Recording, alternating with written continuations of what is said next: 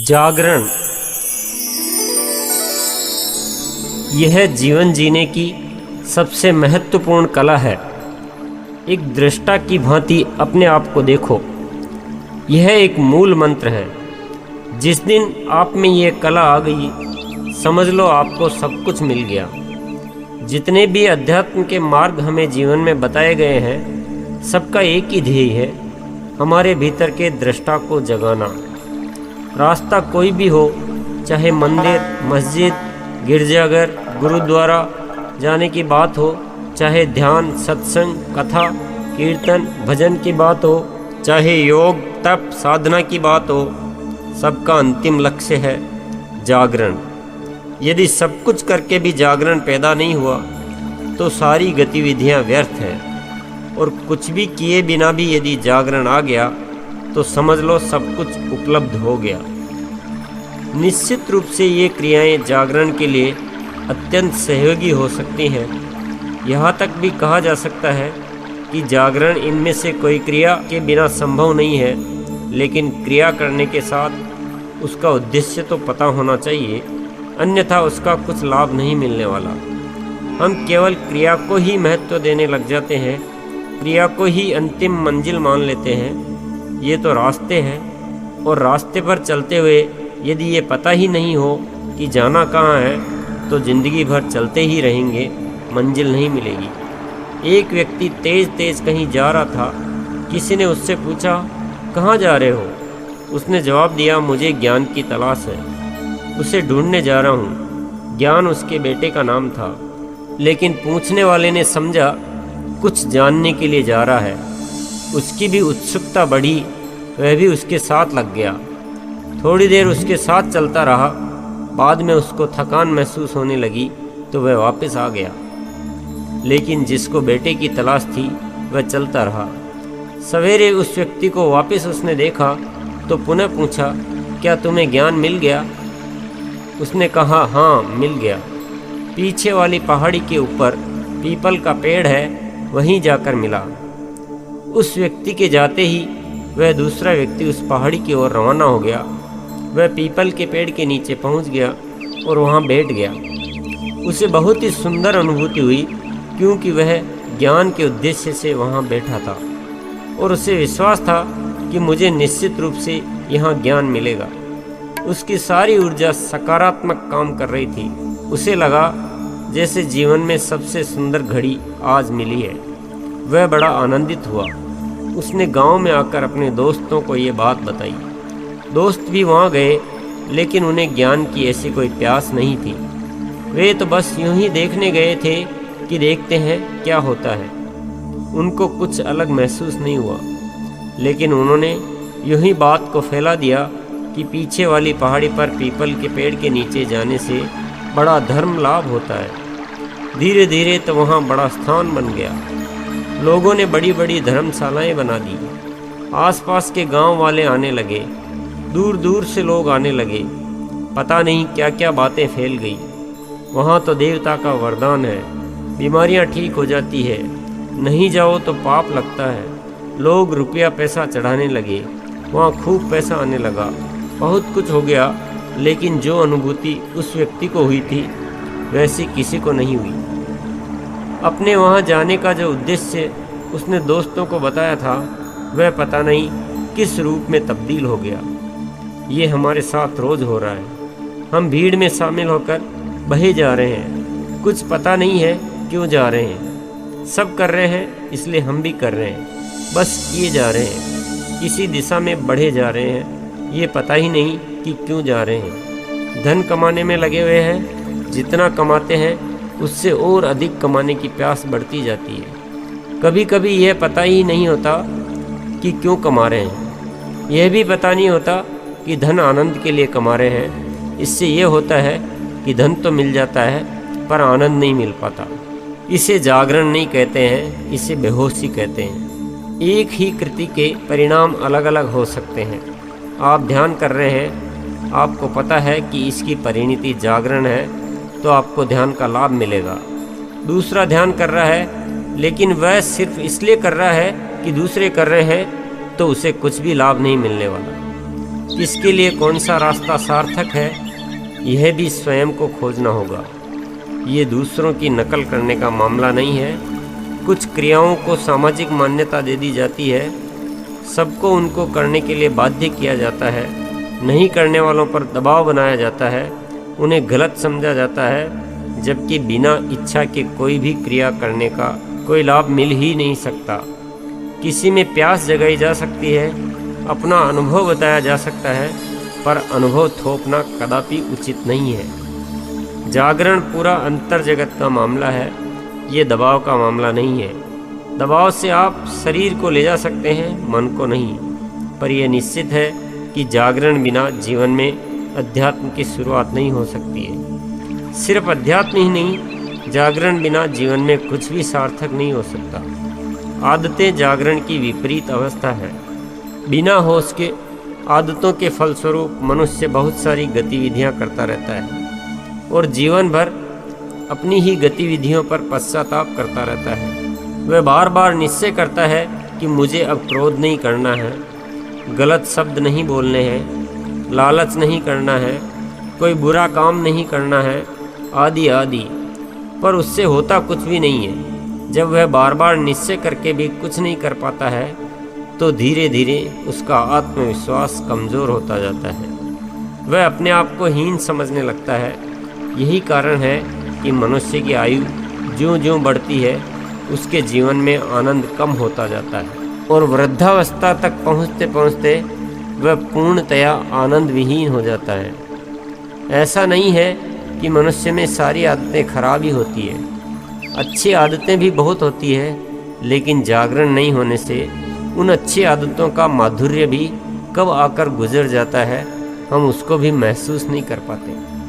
आदतें जीवन के ऊपर एक बहुत बड़ा बोझ है, जो मनुष्य की उन्नति का बहुत बड़ा अवरोधक है। ये जीवन की मूल प्रवृत्ति की विपरीत दशा है। जीवन प्रतिपल बदलाव का नाम है। जीवन शब्द जीवंतता से बना है, जिसका तात्पर्य है गति। जीवन में ठहराव नहीं होना चाहिए, गति होनी चाहिए। पूरी प्रकृति में कुछ भी ठहरा हुआ नहीं है, लेकिन जीवन को हम ठहराने की कोशिश करते हैं तो वह प्रकृति के विपरीत हो जाता है और जीवन से आनंद छिन जाता है। ऐसा नहीं है कि बदलाव एक सीमा तक और समय तक करना है, ये जीवन पर्यंत चलने वाली प्रक्रिया है। आदतों के बंधन से अपने आप को निकालो और बदलाव की तैयारी करो। आप महसूस करोगे कि आपके जीवन में आनंद की वर्षा होने लगी है। जैसे ही आप प्रकृति सम्मत कार्य करोगे, आपके जीवन में नए उत्साह, नई ऊर्जा का संचार होगा। जैसे ही आप बदलाव शुरू करोगे, आप पाओगे कि जीवन में बहुत कुछ बदलने योग्य है। हर पल आपको बदलने योग्य कुछ दिखाई देगा। जब मनुष्य होशपूर्वक अपने आप को बदलने को तैयार होता है तो स्वतः उसके जीवन से वह सब निकलना शुरू हो जाता है जो अप्रिय है। जब अप्रिय जीवन से निकलना शुरू होता है, वह प्रिय प्रवेश करना शुरू करता है, तो महसूस किया जा सकता है कि इस क्रिया में ही कितना आनंद हो सकता है। अब पश्चाताप के लिए स्थान नहीं बचता। जीवन में क्या बदलने योग्य होता है, ये सवाल किसी से मत करो। जब होश के साथ बदलने का निश्चय करोगे तो स्वतः अनुभूति में आ जाएगा कि क्या बदलना है। जैसे जैसे आप बदलते जाओगे, बदलने के लिए और कुछ मिलता जाएगा। हर पल जीवन में नवीनता आती जाएगी। ईमानदारी से अपने आप से पूछो, क्या हमने अपने आप को बदलने का प्रयास किया? हमने ये जानने का बहुत प्रयास किया कि क्या बदलने योग्य है। हमने दुनिया भर का साहित्य पढ़ लिया, दुनिया भर के प्रवचन सुन लिए, दुनिया भर की कहानियाँ पढ़ ली, दुनिया भर के महापुरुषों के बारे में जान लिया। इतना इस दिशा में प्रयास कर रहे हैं कि यह भी हमारी आदत बन चुका है। अपने आप को आदतों के शिकंजे में ऐसा कसा हुआ है कि ये सब कुछ जानने पर भी हमारे ऊपर कोई असर नहीं होता है। जब हम कोई साहित्य पढ़ते हैं या प्रवचन सुनते हैं और उसमें से हमें कुछ अपने लिए उपयुक्त लगता है तो हम उसकी बड़ी तारीफ करते हैं और पढ़ने या सुनने में रुचि दिखाते हैं। दूसरों से उसकी प्रशंसा करते हैं, लेकिन अपने भीतर बदलाव कुछ नहीं ला पाते। जितनी ऊर्जा आप जानने में लगा रहे हैं, उसकी बजाय एक बार ये निश्चय कर लें कि अब अपने आप को बदलना है, तो इतना बाहर से जानने की ज़रूरत ही नहीं पड़ेगी। सब कुछ आपके भीतर से ही आ जाएगा। बाहर से जानने में फिर भी गलत जानकारी का खतरा है, लेकिन भीतर की प्रेरणा कभी गलत नहीं होगी। आदतों के मामले में हम दूसरों को देखकर भी संतुष्ट हो जाते हैं कि सबकी ऐसी ही कुछ आदतें होती हैं, इसलिए मेरी भी होना उचित है। हम अपनी आदतों का बखान भी बड़े गर्व से करते हैं, जैसे ये हमारी कोई बहुत बड़ी उपलब्धि हो। आदतें कायरता की निशानी है, और कायरता समूह में होने से बहादुरी नहीं बन सकती। बहादुरी तो बदलने में है, और आदतों का इतना ही शौक है तो बदलाव को आदत बना लो। जागरण के बिना ये हो नहीं सकता। जागरण का अभाव जीवन का सबसे बड़ा अभाव है। कई लोग खुद स्वीकार करते हैं कि मुझ में ये गलत आदत है, पर क्या करूं, छूटती ही नहीं है। इससे बुरी दशा इंसान की क्या हो सकती है। खुद अपनी ओर से नर्क भोगने का कार्य कर रहा है। सोचता है गलत है, छूट जाए तो अच्छा है, पर खुद को बदलने के लिए तैयार नहीं कर पाता। दूसरों के पास जाता रहता है कि दूसरा कोई सहायता कर दे। यही सबसे बड़ी गलती करता है। दूसरों से सहायता लेने की चाह छोड़ोगे तो कुछ कर पाओगे। दूसरों के भरोसे बैठे रहोगे तो अपने आप को बाहर नहीं निकाल पाओगे। अपनी आत्मशक्ति को जगाकर एक बार बदलने की प्रक्रिया को अपना लो तो सब कुछ ठीक हो जाएगा। इस जीवन में सार्थकता आ जाएगी। जागरण के बिना जीवन में आनंद, रस या सार्थकता लाने का कोई उपाय नहीं है। इसके लिए हमें पुरुषार्थ व अभ्यास करना पड़ेगा। सबसे पहले नकल करना बंद करो। कोई भी गतिविधि अपने होश से करो। अपनी अपनी प्रकृति के अनुसार रास्ता चुनकर उसे अपनाओ, लेकिन हमेशा ध्यान रखें कि जो खुद को जगाता है, जो बंधन से मुक्त करता है, जो विचारों में हलचल पैदा करता है, जो हमारे विवेक को काम करने योग्य बनाता है और जो जीवन में कुंठाओं से बाहर निकालता है, वही रास्ता हमारे काम का है। जो हमारे भीतर के दृष्टा भाव को खड़ा कर प्रतिपल होशपूर्वक कदम रखने में सहायक हो, वही रास्ता हमारे लिए सच्चा आध्यात्मिक मार्ग है। ये किसने खड़ा किया, किसके संप्रदाय का है, कौन नाराज होगा, कौन खुश होगा, ये सब बातें बेमानी है। किसकी कितनी बात माननी है, कितनी नहीं माननी है, यह कोई बंदिश नहीं है। ये आपकी निजी स्वतंत्रता है। बस ये जान लो कि जिस दिन आपके जीवन में होशपूर्वक जीने की कला आ गई, जिस दिन आपको अपनी हर मनोदशा पर निगरानी करना आ गया, उसी दिन आपके जीवन में क्रांति घटित हो जाएगी। आप अपने आप को उन्मुक्त महसूस करोगे। आपके जीवन से पश्चाताप निकल जाएगा। आप अपने जीवन का हर निर्णय सही तरीके से लेने में सक्षम हो जाओगे। इस पुस्तक में बार बार अपना अलग रास्ता खोजने की बात कही गई है। वह इसी आधार पर कही गई है कि जब मनुष्य पूर्ण होशपूर्वक हो जाता है तो वह हमेशा श्रेष्ठ निर्णय लेता है। निर्णय अलग हो सकता है, रास्ता अलग हो सकता है, पर वह हमेशा विकासोन्मुखी होता है। वह हमेशा ऊपर की ओर जाता है। वह सृजनात्मक होता है। गलत निर्णय मनुष्य तभी लेता है जब वह बेहोशी की अवस्था में होता है। होश की अवस्था में गलत निर्णय लेना संभव ही नहीं है। जागरण कोई भारी भरकम कृत्य नहीं है। जागरण का अर्थ विचार शून्य होना नहीं है। विचार शून्य तो निद्रा की अवस्था हो गई। जागृत अवस्था में विचार शून्य होना संभव नहीं है। विचारों को एक दिशा दी जा सकती है। विचारों को किसी ओर केंद्रित किया जा सकता है। विचार शून्य होने का प्रयास करोगे तो असफल होगे। विचारों से लड़ोगे तो हार जाओगे। इसलिए विचारों से लड़ने की या उसके प्रति बेचैन होने की मशक्कत न करो। विचारों को सिर्फ देखने की आदत बनानी है। थोड़ा सा अभ्यास करते करते यह आसानी से संभव है। जागरण बहुत मुश्किल अवस्था नहीं है।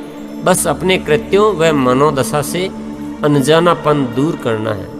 उनके प्रति एक समझ लानी है। जो भी हो होशपूर्वक हो।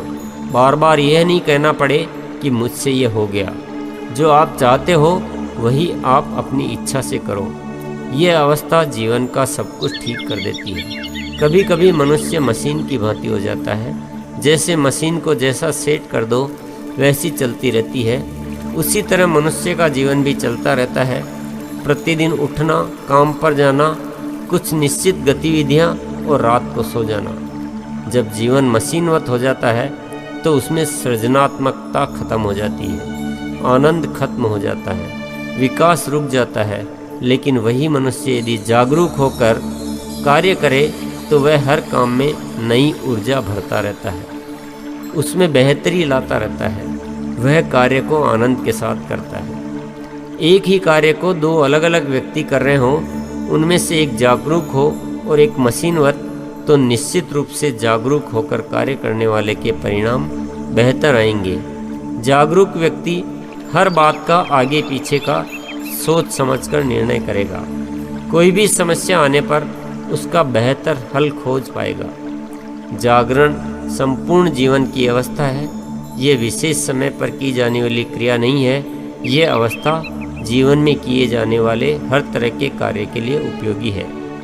वह अध्यात्म की बात हो, दैनिक व्यवहारिक जीवन, व्यापार धंधा, घर परिवार, समाज राष्ट्र, हर प्रकार की गतिविधि में समान रूप से उत्तम स्थिति तक पहुंचने के लिए आवश्यक अवस्था है। जितनी जागरूकता बढ़ती जाएगी, हर जगह सही निर्णय लेने की स्थिति बन जाएगी। कोई भी कृति होने से पहले मन को निर्णय लेना होता है। एक एक शब्द बोलने से पहले मन निर्णय लेता है। जो जागरूक होता है वह उचित निर्णय ले पाता है, इसीलिए उसके मुख से अच्छे वचन निकलते हैं। जो जागरूक नहीं होता है उसके मुख से बार बार गलत वचन निकल जाते हैं, जो जीवन में क्लेश पैदा करते हैं, यहाँ तक कि जीवन में भयंकर अवसाद पैदा कर देते हैं। यह बात जीवन की हर गतिविधि पर लागू होती है और जीवन में हर पल कुछ न कुछ गतिविधि चलती रहती है। इसीलिए जागरूकता हर पल चाहिए। यह नहीं कि दिन में 10 मिनट, आधा घंटा या 1 घंटा बैठकर ध्यान कर लिया और अपना काम पूरा हो गया, बाकी समय फिर वही बेहोशी की अवस्था।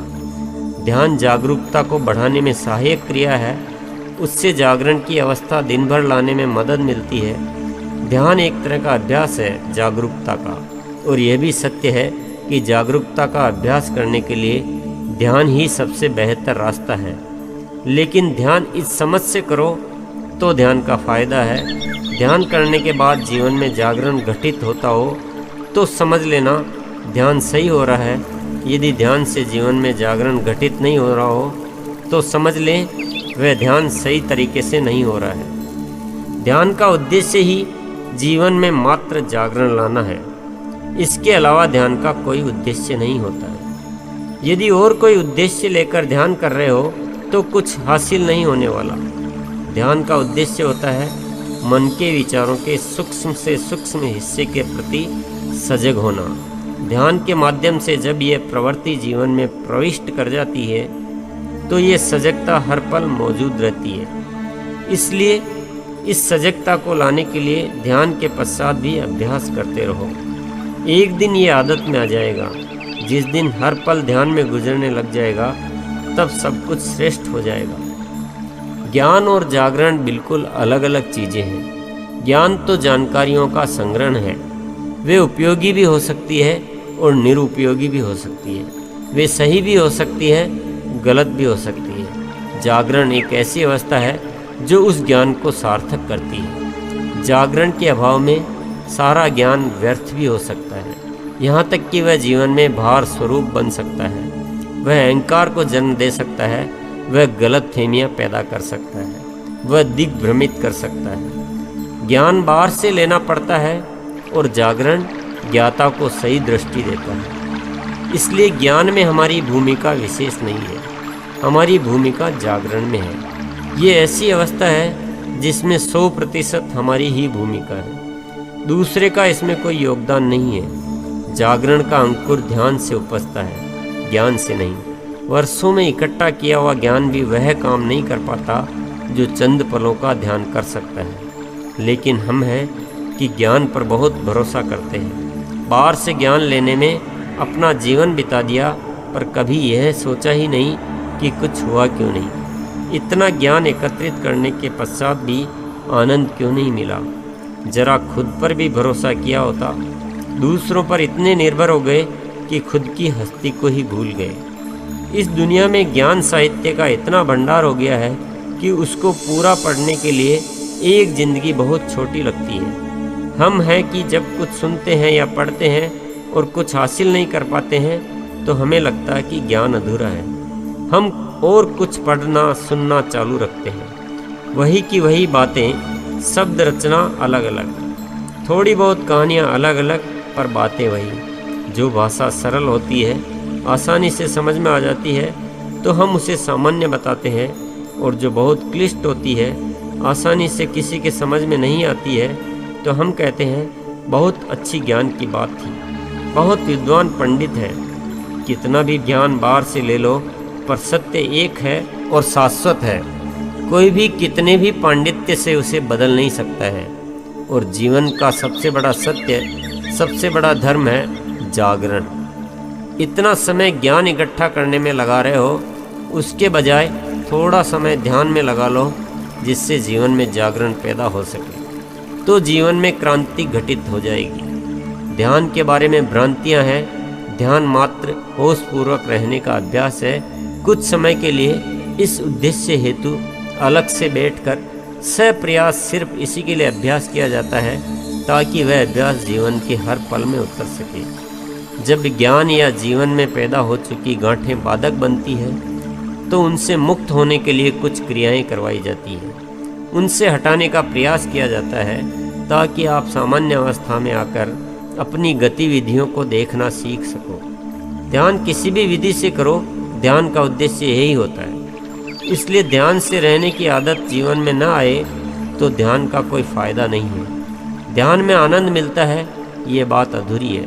ध्यान की वजह से जीवन में आनंद आए तो बात पूरी होती है। ध्यान मार्ग है, ध्यान मंजिल नहीं है। जीवन का उद्देश्य ध्यान करना नहीं है, ध्यान का उद्देश्य जीवन को श्रेष्ठ बनाना है। जरूरी नहीं कि जो अलग से बैठकर किया जाए वही ध्यान हो।